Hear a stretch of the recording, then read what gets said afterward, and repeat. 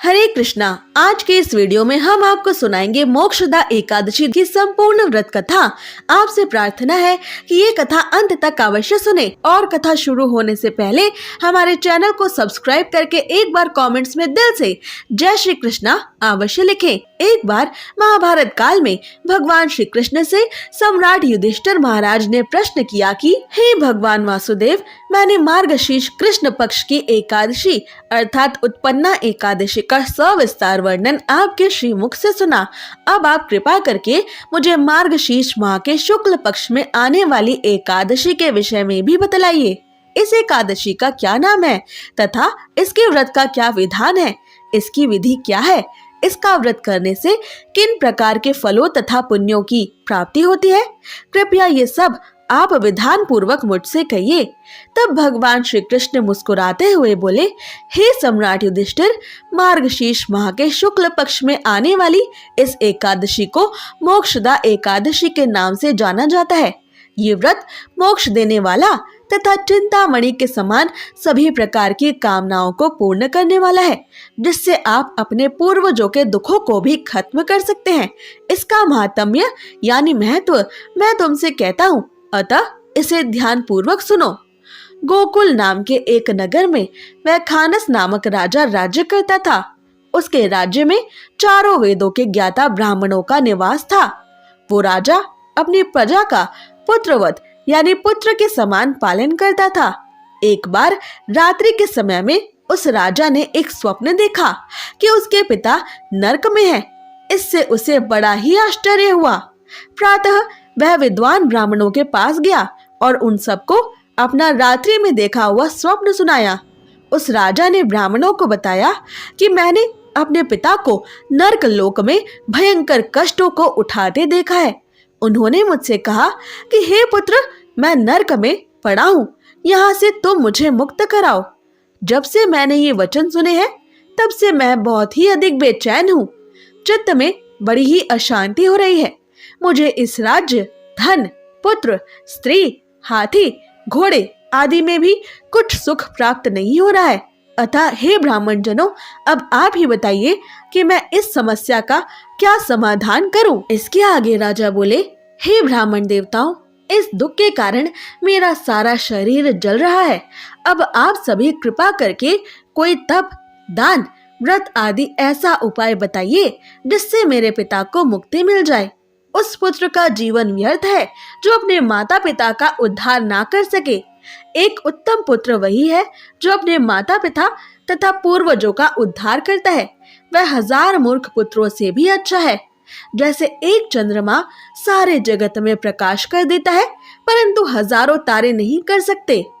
ब्राह्मणों ने कहा, हे राजन, यहाँ पास ही भूत, भविष्य, वर्तमान के ज्ञाता पर्वत ऋषि का आश्रम है। आपकी समस्या का हल वे अवश्य ही कर देंगे। ब्राह्मणों के ऐसे वचन सुनकर राजा उन्हीं पर्वत मुनि के आश्रम पर चले गए। उस आश्रम में अनेक शांत चित्त योगी तथा मुनि तपस्या कर रहे थे।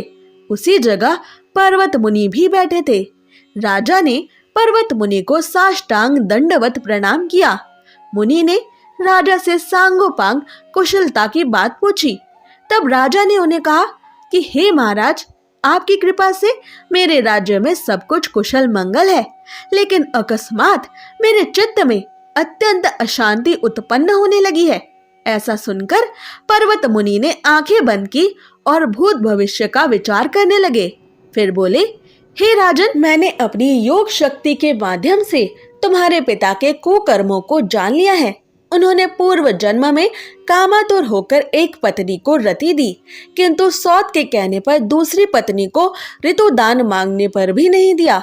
उसी पाप कर्म के कारण तुम्हारे पिता को नरक में जाना पड़ा है। तब राजा ने कहा कि हे ऋषि, इसका कोई उपाय बताइए। तब मुनि बोले, हे राजन, आप मार्गशीर्ष एकादशी का उपवास करें और उस उपवास के पुण्य को अपने पिता को संकल्प करके दे दें। इसके प्रभाव से आपके पिता अवश्य ही नरक लोक से मुक्ति प्राप्त कर लेंगे। मुनि के ये वचन सुनकर राजा महल में वापस आए और मुनि के कहने के अनुसार कुटुंब यानी अपने संपूर्ण परिवार के साथ मोक्षदा एकादशी के व्रत का पालन किया। इसके उपवास का पुण्य उन्होंने अपने पिता को द्वादशी के दिन अर्पित कर दिया। इसके प्रभाव से उस राजा के पिता को नरक लोक की यातनाओं से मुक्ति मिल गई और वो स्वर्ग में जाते हुए अपने पुत्र से कहने लगे, हे पुत्र, तेरा कल्याण हो। ऐसा कहकर उस राजा के पिता दिव्य विमान में बैठकर स्वर्ग लोक की ओर चले गए। मार्गशीर्ष माह की शुक्ल पक्ष की मोक्षदा एकादशी का जो भी लोग व्रत करते हैं, उनके समस्त पाप आज भी नष्ट हो जाते हैं। इस व्रत से बढ़कर मोक्ष देने वाला और कोई व्रत नहीं है। इस दिन गीता जयंती भी मनाई जाती है।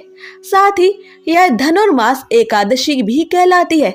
अतः इस एकादशी का महत्व कई गुना और भी बढ़ जाता है। इस दिन से गीता पाठ का अनुष्ठान प्रारंभ करें तथा प्रतिदिन थोड़ी देर गीता अवश्य पढ़ें। ऐसा करने से भगवान श्री कृष्ण की असीम कृपा की प्राप्ति होती है। इसी के साथ मोक्षदा एकादशी व्रत की कल्याणकारी कथा समाप्त हुई। प्रेम से कहिए जय श्री कृष्णा। अब सुनिए एकादशी माता की कथा, जिसे सुने बिना एकादशी का व्रत पूरा नहीं माना जाता। समस्त विश्व में कोई ऐसा नहीं जो एकादशी व्रत की महिमा ना जानता हो। सभी व्रतों में सर्वश्रेष्ठ एकादशी व्रत है। सतयुग में शंखासुर नामक राक्षस का एक मोर नामक दैत्य पुत्र था। शंखासुर का वध भगवान विष्णु ने किया था और इससे मोर को बड़ा दुख हुआ था। इसका बदला लेने के लिए वो वन में जाकर घोर तपस्या करने लगा। उसकी तपस्या से ब्रह्मा जी संतुष्ट हुए और विवश होकर उन्होंने उसे वरदान दिया। उसने ये वरदान प्राप्त किया कि उसे कोई भी देवता, दैत्य, मुनि, मनुष्य, शिव या विष्णु हानि ना पहुंचा सके, किसी के हाथों उसका वध ना हो सके। ये वरदान पाकर मोर अत्यंत बलवान हो गया। वरदान मिलने के बाद मोर दैत्य जिस भी लोकपाल के पास जाता उसे परास्त कर देता। उसने समस्त लोगों पर अपना अधिकार कर लिया। इसके बाद उसने सब लोकपाल के पदों पर दैत्यों और राक्षसों को नियुक्त कर दिया। उसने सभी ब्राह्मणों, भक्तों, गायों को सताना, उनका वध करना और अत्याचार करने शुरू कर दिए। दुखी होकर सभी देवता भगवान शिव शंकर के पास गए और उनसे रक्षा की याचना की। भगवान शंकर जी ने सबको आश्वासन दिया और उन्होंने देवताओं के साथ मिलकर मोर को ललकारा। इसके बाद बहुत भयंकर संग्राम हुआ, लेकिन उसमें विजय मोर दैत्य की ही हुई, क्योंकि उस पर ब्रह्मा जी का आशीर्वाद था। दैत्यों की बढ़ती सेना देखकर भगवान को याद किया गया। भगवान श्री विष्णु देवताओं के स्मरण पर प्रकट हुए और देवताओं ने उनसे रक्षा करने की प्रार्थना की। भगवान श्री विष्णु जी ने सुदर्शन चक्र को मोर दैत्य पर छोड़ दिया, लेकिन ब्रह्मा जी का वरदान प्राप्त होने के कारण सुदर्शन जी ने मोर की परिक्रमा की और भगवान विष्णु के हाथों में वापस आ गए। वरदान की मर्यादा रखने के लिए ही सुदर्शन चक्र ने मोर का वध नहीं किया था। हाहाकार मच गया। सब सोचने लगे कि अब क्या होगा। सब देवता भगवान विष्णु से प्रार्थना करने लगे। विष्णु जी संग्राम छोड़कर भाग गए और मोर ने गदा लेकर भगवान का पीछा किया। भगवान भागकर बद्रिकाश्रम में आ गए और एक गहरी एकांतिक गुफा में जा छिपे। मोर ने गुफा में प्रवेश करके दहाड़ लगाई कि कहाँ है भगवान विष्णु। भगवान विष्णु थक गए थे, उन्हें नींद आने लगी और वो सो गए। उसी समय भगवान विष्णु के हृदय से एक कन्या रूप में एक दिव्य शक्ति प्रकट हुई। उसने अपने परम तेज एवं दिव्य शक्ति से एक ही क्षण में मोर दैत्य का सेना सहित नाश कर दिया। देवताओं ने पुष्पों की वर्षा की और उस देवी की स्तुति की। स्तुति सुनकर भगवान विष्णु भी जाग गए। भगवान विष्णु ने देवताओं से पूछा कि आप सब किसकी स्तुति कर रहे हो, क्या हुआ है? देवता बोले, प्रभु आपके हृदय से ये कन्या प्रकट हुई और उसने सभी दैत्यों का नाश कर दिया और मोर दैत्य का भी इसने अंत कर दिया। भगवान ने कहा कि ये कन्या जो मेरे हृदय से प्रकट हुई है, ये एकादशी तिथि को प्रकट हुई है, इसलिए इस कन्या का नाम 8 से एकादशी होगा। प्रभु ने एकादशी को अष्ट सिद्धियों और 9 निधियों की स्वामिनी होने का आशीर्वाद दिया। प्रभु ने एकादशी से कहा, तुम में इतना सामर्थ्य होगा कि जो तुम्हारा व्रत रखेंगे उनके चरणों में मोक्ष लौटेगा, वो निष्पाप हो जाएगा, वो बड़ा पुण्यात्मा होगा, उसे गोविंद के चरणों की भक्ति प्राप्त होगी, उसे जो चाहेगा वो मिल जाएगा, और यदि कोई किसी भी चीज की कामना नहीं करेगा तो उसे मेरी भक्ति प्राप्त हो जाएगी। अगर आपको ये कथा पसंद आई तो इसे लाइक और शेयर करें और ऐसे ही कथाओं को सुनने के लिए हमारे चैनल को सब्सक्राइब करें।